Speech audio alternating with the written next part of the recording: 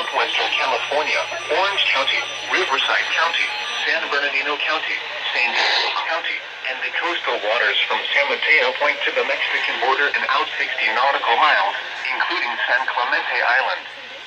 A test signal was broadcast to test the public warning system.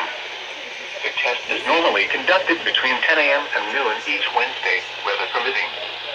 The signal was also used to test the activation and emergency readiness of the Skywire network of radio operators.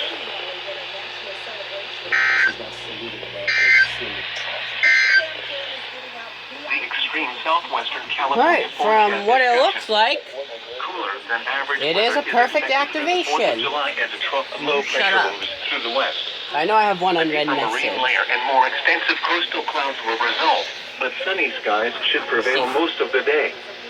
As the trough weakens Friday and Saturday, look for warmer weather and less extensive coastal clouds. A weak trough returns Sunday and Monday for cooler and cloudier weather once again. For the middle part of next week, high pressure aloft will expand across the west. Warmer weather. I don't know if you heard that, but it said you have one unread message. This is NOAA weather Anyways, station this concludes the...